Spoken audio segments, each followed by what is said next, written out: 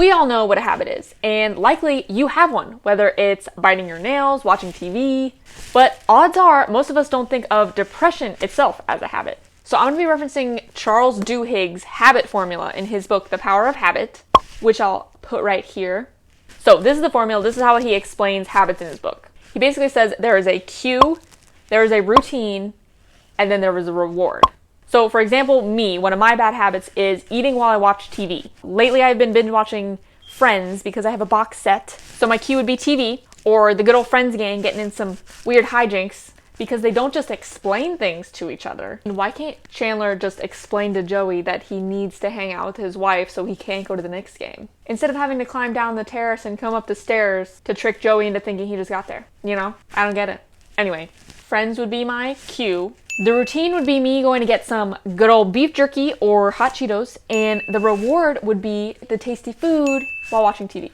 And obviously you can put kind of any type of habit in this formula and it'll probably work. So we all know our habits can probably contribute to our depression, like alcohol use, overeating, porn can definitely contribute to a depression, but we don't think of depression itself as a habit, often because it does not start out as one.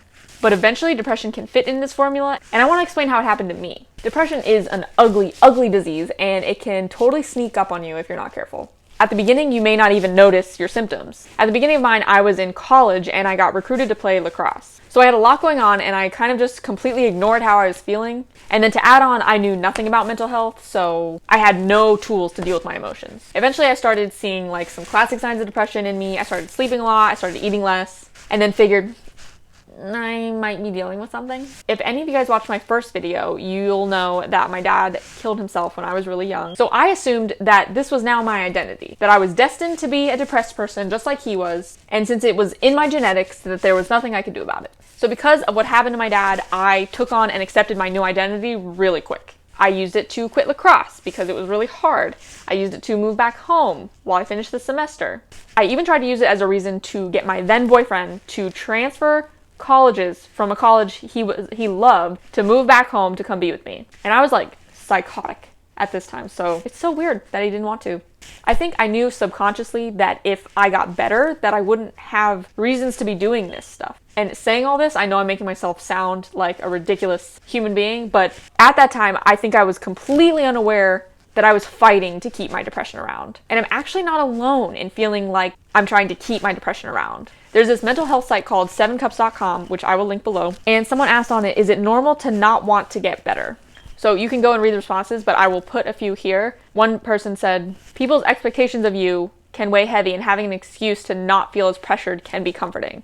And someone else said, you may get comfortable and it may feel easier to just stay sad because recovery seems too difficult. And what this last person said is, it might be the fear of relapsing after you're getting better. Falling back into a dark hole once you're in the sun is definitely scary and frustrating, so wouldn't it be better to avoid the disappointment? Which, these are so sad. But obviously, this is not uncommon to feel this way. As crazy as it sounds, there is a type of pleasure in identifying with unhappiness, even if you're not consciously aware of it. Back during my first psych nursing job, I would see patients all the time be in groups laughing or smiling, and in the middle of like this huge laugh, they would stop themselves. They would cut themselves off. And it was almost like they realized they were getting too happy. And I don't know if this was subconscious or they knew they were doing it, but I saw this so many times.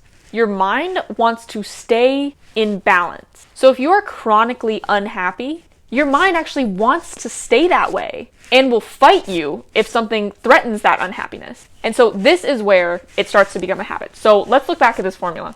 This cue can initially be anything, but let's say it's a breakup, which is sometimes depressing. Sometimes it's awesome, but sometimes it's depressing. The routine is then depression, and then the reward could be you're feeling like you're getting back at your ex for whatever they did to you by feeling depressed. And this is based on a faulty belief that depression proves what happened to you was wrong or hurtful. And this could be like a whole nother video, so I'm not going to go into this. Initially, this is not a habit. And I'd argue this happens to everyone. Everyone gets depressed at some point in their lives. I've seen temporary depression be used by students as a reason that they get bad grades, as a reason to quit extracurricular activities. And all of that in that moment may be perfectly justified. For example, even though I quit the lacrosse team and if I could go back, I wouldn't have done that. I regret that now. I think at that time, with the tools that I had, that was probably the best decision for me. But and that's a huge but, if there's any reward for being depressed, if you're not careful, it can become your identity or the routine, and you can get stuck in the habit loop. Now, I know before watching this video, or if you haven't bought into what I'm saying yet, you're probably thinking, that's so ridiculous. I never find pleasure from being depressed. There's no reward for being depressed. But a lot of times, if there is one, it's subconscious, and you kind of need to bring it to your awareness. But the rewards could be not having to live up to anyone's expectations, because everyone has one, familiarity or comfort, because like I said, your mind wants to stay in balance. So if you're comfortable there, you're going to stay there. Avoiding the hard thing, because if anyone's ever procrastinated, I know you guys haven't, you guys are so great, you know that it's very easy to not do the hard thing. So your mind can create depression as an excuse to not do hard stuff. And then finally, paradoxically, depression itself can actually be the reward, especially if you've convinced yourself that you deserve to feel this way. If these rewards prove effective enough, your new habit loop will look like this. Make me look weird. Oh boy. Okay, so your cue can be anything. It can be just waking up in the morning. And if anyone has experienced depression, I know they can attest to this being a cue. The routine is depression. That will stay the same. The routine is always depression. And then the reward, the tippy top reward, is keeping that identity. And that is how you can become chronically depressed.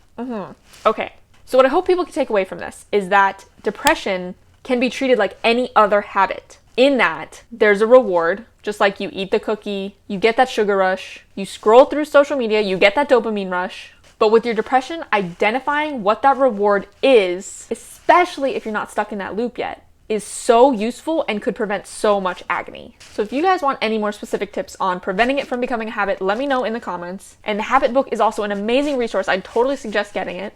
And then finally, as always, my email is in the description. And if you need anything, let me know. But thanks for making it to the end, and I'll see you next time.